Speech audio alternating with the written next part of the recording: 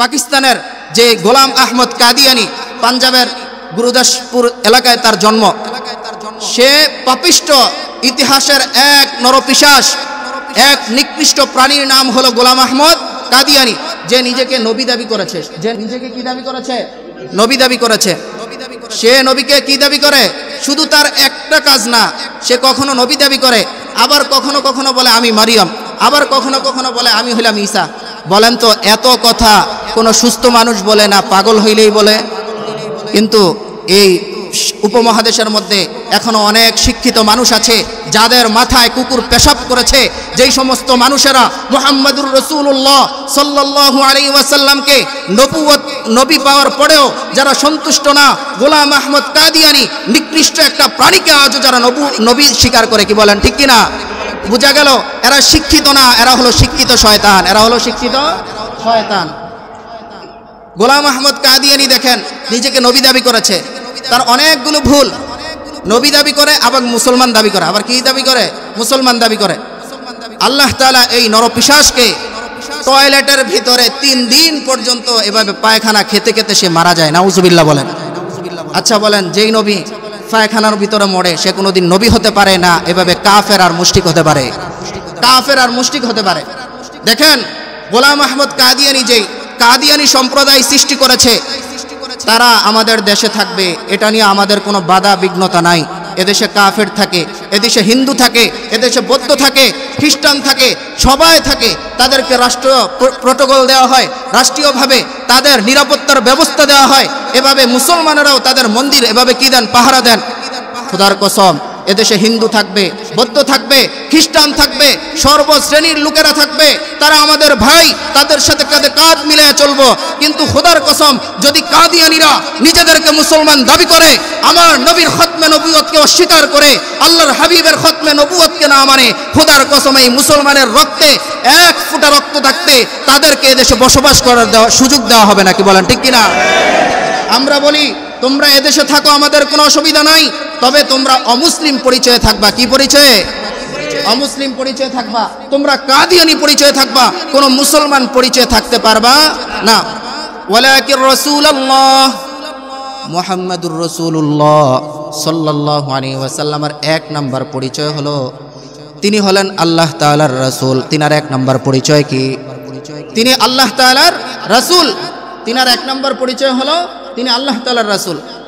ওয়া খাতামান নাবিয়্যিন, 2 নাম্বার পরিচয় হলো তিনি শেষ নবী, তিনার পরে আর কোনো নবী আসবে না। কি বলেন, ঠিক কি ঠিক না? আল্লাহর হাবিবের 1 নাম্বার পরিচয় হলো তিনি আল্লাহর রাসূল। 2 নাম্বার পরিচয় হলো তিনি খাতামুন নাবিয়্যিন। তিনি কি? খাতামুন নাবিয়্যিন। খাতামুন নবীর বাংলা অর্থ হলো শেষ নবী, তিনার পরে আর কোনো নবী আসবে না। গত জুমায় বলেছিলাম যে তিনার পরে নবী আসবে না, তাহলে ঈসা আলাইহিস সালাম পৃথিবীতে কেন আসবে? ঈসা আলাইহিস সালাম নবী হিসাবে আসবেন না উম্মত হিসাবে আসবেন? উম্মত হিসাবে আসবেন, নবী হিসাবে আসবেন না। আরেকটা কাজ বাকি আছে, সেই কাজ সম্পূর্ণ করার জন্য আসবেন। আল্লাহ তাআলা ঈসা আলাইহিস সালামকে জীবিত অবস্থায় সেই আসমানে উঠায় নিয়েছেন। ইহুদিরা যখন তাকে হত্যা করার উদ্যোগ নিয়েছে, ওই সময় আল্লাহ তাআলা হযরত ঈসা আলাইহিস সালামকে আসমানে উঠায় নিয়েছেন। আবার কিয়ামতের আগে শেষ নবীর উম্মত বানায়া দুনিয়াতে প্রেরণ করবেন, যাতে করে দুনিয়ার যে স্বাভাবিক কাজ আছে মৃত্যু, এটা আল্লাহ তাআলা সম্পাদন করতে পারেন। আর 2 নম্বর কাজ হলো হযরত ঈসা আলাইহিস সালাম রাসূলের উম্মত হয়ে পৃথিবীতে আসবেন। কোথায় আসবেন? পৃথিবীতে আসবেন। আল্লাহর হাবিব সাল্লাল্লাহু আলাইহি ওয়াসাল্লাম রাসূল। 2 নম্বর পরিচয় হলো তিনি শেষ নবী, তিনার পরে আর কোনো নবী আসবে না। এক হাদিসে আল্লাহর হাবিব সাল্লাল্লাহু আলাইহি ওয়াসাল্লাম তিনার পরিচয় উঠায় ধরেছেন। আল্লাহর হাবিব বলতেছেন যে এক ব্যক্তি সুন্দর একটা প্রাসাদ তৈরি করেছে, যার দেয়ালগুলো কমপ্লিট হয়েছে, ডান দিকে বাম দিকে সামনে পিছনে সর্ব সাইড কমপ্লিট হওয়ার পরে এক কোণে শুধু একটা ইট বাকি আছে। এক কোণে কি আছে? ইল্লা মাউজি আলাবিনাতিন, শুধু একটা ইটের জায়গা বাকি আছে। যেই মুহূর্তে একটা ইট এভাবে লাগিয়ে দেওয়া হলো, তাহলে বিল্ডিং কমপ্লিট হয়ে যায়। বিল্ডিং কি হয়ে যায়? কমপ্লিট হয়ে যায়। আল্লাহ তাআলা বাবা আদম আলাইহিস সালাতু ওয়াস সালাম থেকে শুরু করে এভাবে হযরত ঈসা আলাইহিস সালাম পর্যন্ত যত নবী রাসূল আল্লাহ তাআলা প্রেরণ করেছেন, একের পর এক নবী আল্লাহ তাআলা প্রেরণ করেছেন।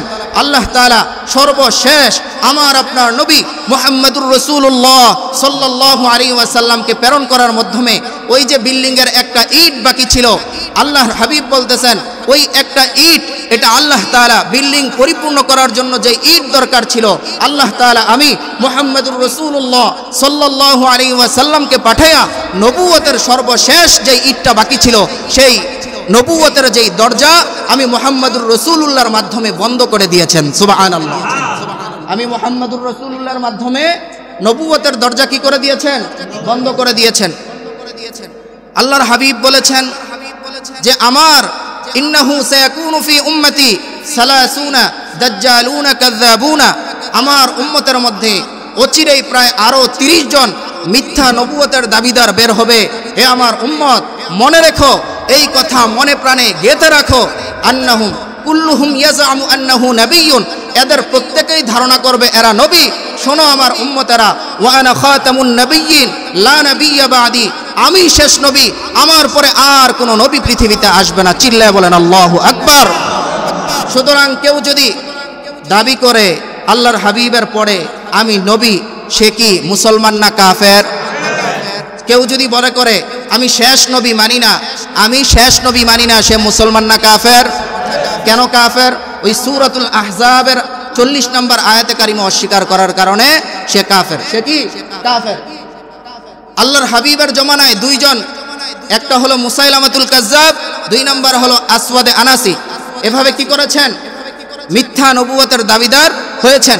আল্লাহর হাবিবের জীবদ্দশায়, আল্লাহর হাবিবের ইন্তেকালের পরে হযরত আবু বকর সিদ্দিক রাদিয়াল্লাহু তাআলা আনহু যখন খলিফা নিযুক্ত হলেন, হযরত আবু বকর সর্বপ্রথম যেই যুদ্ধ সংগঠিত করেছিলেন, যেই যুদ্ধের জন্য সাহাবায়ে কেরামদেরকে একত্রিত করেছিলেন, সেটা হলো মুসাইলামাতুল কাজ্জাব আল্লাহর হাবিবকে শেষ নবী না মানার কারণে, সে নিজেকে নবী দাবি করার কারণে হযরত আবু বকর এত বিশাল প্রায় 12,000 সৈন্যকে একত্রিত করে তাদের ব্যাপারে যুদ্ধ সংগঠিত করেছিলেন। সুবহানাল্লাহ।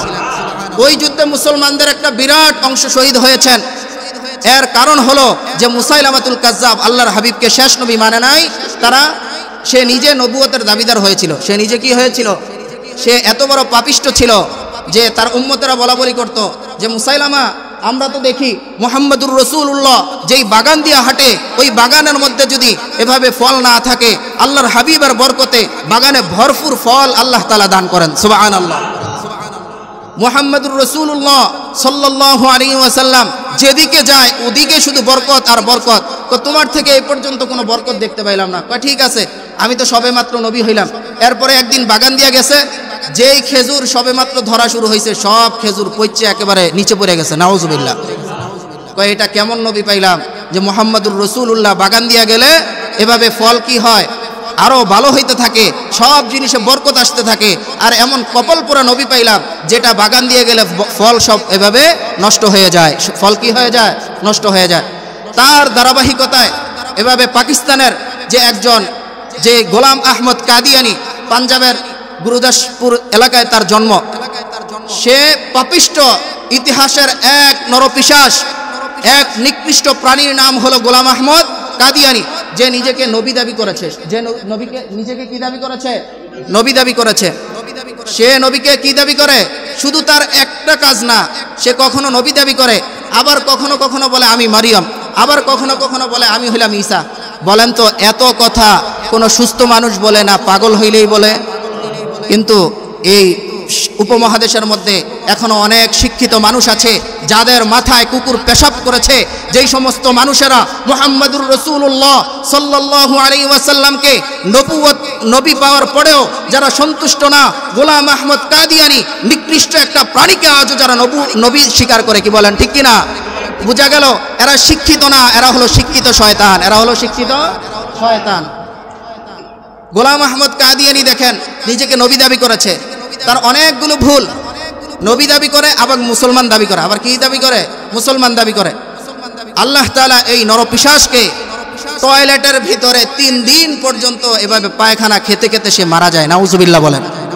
আচ্ছা বলেন, যেই নবী পায়খানার ভিতরে মরে সে কোনোদিন নবী হতে পারে না? এভাবে কাফের আর মুশরিক হতে পারে? কাফের আর মুশরিক হতে পারে। দেখেন গোলাম আহমদ কাদিয়ানি যেই কাদিয়ানি সম্প্রদায় সৃষ্টি করেছে, তারা আমাদের দেশে থাকবে, এটা নিয়ে আমাদের কোনো বাধা বিঘ্নতা নাই। এদেশে কাফের থাকে, এদেশে হিন্দু থাকে, এদেশে বৌদ্ধ থাকে, খ্রিস্টান থাকে, সবাই থাকে। তাদেরকে রাষ্ট্রীয় প্রোটোকল দেওয়া হয়, রাষ্ট্রীয়ভাবে তাদের নিরাপত্তার ব্যবস্থা দেওয়া হয়। এভাবে মুসলমানেরাও তাদের মন্দির এভাবে কি দেন, পাহারা দেন। খোদার কসম, এদেশে হিন্দু থাকবে, বৌদ্ধ থাকবে, খ্রিস্টান থাকবে, সর্বশ্রেণীর লোকেরা থাকবে। তারা আমাদের ভাই, তাদের সাথে কাঁধে কাঁধ মিলিয়ে চলবো। কিন্তু খোদার কসম, যদি কাদিয়ানীরা নিজেদেরকে মুসলমান দাবি করে, আমার নবীর খতমে নবুয়তকে অস্বীকার করে, আল্লাহর হাবিবের খতমে নবুয়তকে না মানে, খোদার কসম এই মুসলমানের রক্তে এক ফোঁটা রক্ত থাকতে তাদেরকে এদেশে বসবাস করার সুযোগ দেওয়া হবে না। কি বলেন ঠিক কিনা? আমরা বলি তোমরা এদেশে থাকো, আমাদের কোনো অসুবিধা নাই, তবে তোমরা অমুসলিম পরিচয়ে থাকবা। কি পরিচয়ে? অমুসলিম পরিচয়ে থাকবা। তোমরা কাদিয়ানী পরিচয়ে থাকবা, কোনো মুসলমান পরিচয়ে থাকতে পারবা না। দেখেন, তারা যদি নিজেদেরকে মুসলমান দাবি করে কতগুলো ক্ষতি। কারণ কোনো মুসলমানের সন্তান কোনো কাফেরের সাথে বিবাহ বন্ধনে আবদ্ধ হওয়ার কোনো সুযোগ ইসলামে নাই। আল্লাহ তাআলা বলেন, তোমরা মুশরিকদেরকে বিবাহ করো না, তোমরা যারা কাফের আছে তাদেরকে বিবাহ করো না। এখন যদি কাদিয়ানীরা নিজেদেরকে মুসলিম দাবি করে, তারা মুসলমানের মসজিদ ব্যবহার করবে, তারা মুসলমানদেরকে কাদিয়ানীরা নিজেদেরকে মুসলিম দাবি করার কারণে বাইতুল্লাহর মতো যেই পবিত্র স্থান, ওখানে হজ করতে যাবে। কি বলেন ঠিক কি ঠিক না? এজন্য আমরা বলি, আমাদের দেশের রাষ্ট্রনায়ক যারা আছেন, আমাদের দেশের সরকার প্রধান যারা আছেন, আপনারাও মুসলমান যদি দাবি করেন আমরা মুসলমান, তাহলে কাদিয়ানীদেরকে রাষ্ট্রীয়ভাবে কাফের ঘোষণা করতে হবে। কি বলেন ঠিক কি ঠিক না? এদেশের 90% মুসলমানের অন্তরের দাবি, আমরা কাদিয়ানী এদেশে বসবাস করবে না এটা বলি না, তবে যদি তারা মুসলিম পরিচয়ে বসবাস করতে চায়, এদেশের মুসলমান এই দাবি মেনে নিতে পারে না। কি বলেন ঠিক কি ঠিক না? আমরা বলি, সর্বপ্রথম আপনারা এই কাদিয়ানী সম্প্রদায়কে কাফের রাষ্ট্রীয়ভাবে ঘোষণা করেন, এরপরে অনায়াসে তারা বাংলাদেশে বসবাস করতে পারবে। এই জন্য আমাদের প্রথম কাজ হলো, যারা আল্লাহর হাবিবকে এভাবে কি মানে না, শেষ নবী মানে না, মুহাম্মদুর রাসূলুল্লাহকে যেই সমস্ত এভাবে গালমন্দ করে, আমাদের 1 নম্বর দাবি হলো কাদিয়ানীদেরকে কাফের ঘোষণা করতে হবে। কাদিয়ানীদেরকে কি করতে হবে? আপনারা কি এ বিষয়ে একমত? কাদিয়ানীদেরকে রাষ্ট্রীয়ভাবে কাফের ঘোষণা করতে হবে। 2 নম্বর হলো, আমাদের রাষ্ট্রের কর্ণধার যারা আছেন, ভবিষ্যতে যারা হবেন, প্রত্যেকের কাছে আমাদের আবদার আর অনুরোধ হলো, এই দেশ সহ সারা পৃথিবীতে কখনো যদি আমার আপনার নবী মুহাম্মদুর রাসূলুল্লাহ সাল্লাল্লাহু আলাইহি ওয়াসাল্লামকে নিয়ে আমরা কাফের বুঝি না, ইহুদি বুঝি না, অন্য কোনো ধর্মের মানুষ বুঝি না, যদি কোনো মুসলিম নামধারী আমার আপনার নবীকে নিয়ে বিষোদ্গার করে, আল্লাহর হাবিবকে নিয়ে কটূক্তি করে, গাল মন্দ করে, এদেশের মুসলমান সেটা মেনে নিবে না। কি বলেন ঠিক কিনা? আমার আপনার নবীকে নিয়ে যদি এদেশের কোনো কুলাঙ্গার, অন্য কোনো ধর্মের মানুষ হোক, মুসলমান হোক, সে যদি আমার নবীকে গালি দেয়, আমার নবীকে নিয়ে কুৎসা রটনা করে, আমরা রাষ্ট্রীয়ভাবে আল্লাহর হাবিবকে এভাবে অবমাননা করার কারণে রাষ্ট্রীয় একটা আইন চাই। সেই আইন হবে জনসম্মুখে, সেই আইন হবে সমস্ত মানুষের সামনে, সমস্ত মিডিয়ার সামনে। যে কেউ আল্লাহর হাবিবকে গালি দিবে, আল্লাহর হাবিবের ব্যাপারে কুৎসা রটনা করবে, তার শাস্তি হলো প্রকাশ্যে তাকে ফাঁসির কাস্টে ঝুলাইতে হবে। কি বলেন ঠিক কিনা? মুসলমানের সন্তান, আপনারা কি চান রাষ্ট্রীয়ভাবে আইন প্রয়োগ হোক? আমরা সবাই চাই। এই দেহে রক্ত থাকতে আল্লাহর হাবিবকে কেউ গালি দিতে পারবে না, আর খতমে নবুয়তকে নিয়ে কেউ ছিনিমিনি করতে পারবে না। কি বলেন ঠিক কিনা? দেখেন, আমরা এদেশে যেমন একজন ব্যক্তি দোকান দিল, একজন ব্যক্তি কি দিল? দোকান দিল। দোকানে বিক্রি করবে কি? লেখা আছে এখানে দুধ বিক্রি হয়। এখানে কি বিক্রি হয়? যাওয়ার পরে দেখলেন ওখানে মদ বিক্রি হয়। যাওয়ার পরে দেখলেন কি বিক্রি হয়? আচ্ছা, আপনারা কেউ এটা মানবেন? লেখা আছে এখানে দুধ বিক্রি হয়, কি বিক্রি হয়? যাওয়ার পরে দেখলেন ওখানে মদ পাওয়া যায়। বলেন তো, আমরা কি তাকে আদর করব না তাকে পিটুনি দেব? আপনারা কি তাকে আদর করবেন না মাইট দিবেন? এক দোকানে লেখা আছে এখানে গরুর গোশত বিক্রি করা হয়। যায় দেখলেন ওখানে দেশি হোক ইন্ডিয়ান হোক, কিন্তু গরু পাওয়া যায়। কি পাওয়া যায়? গরুর গোশত পাওয়া যায়। তাহলে আমরা কি তাকে মাইট দিব না ঠিক আছে, তার জায়গায় কি আছে? ঠিক আছে। তাহলে যেই দোকানে দুধের কথা বলে মদ বিক্রি করে, এটা আপনারা মানতে পারেন না, আমরা মানতে পারি না।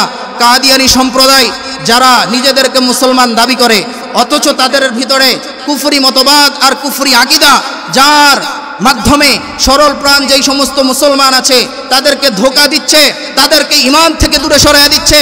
ও মুসলমান, আপনাদের থেকে জানতে চাই যে কাদিয়ানী সম্প্রদায় মুসলিম পরিচয়ে তাদের যেই উপাসনালয় আছে এটাকে মসজিদ নাম দিয়ে ব্যবহার করে, মুসলমানের সন্তান আমার মসজিদ কেন অন্য ধর্মের মানুষ ব্যবহার করবে, এই প্রস্তাব আপনারা কি মেনে নিতে পারেন?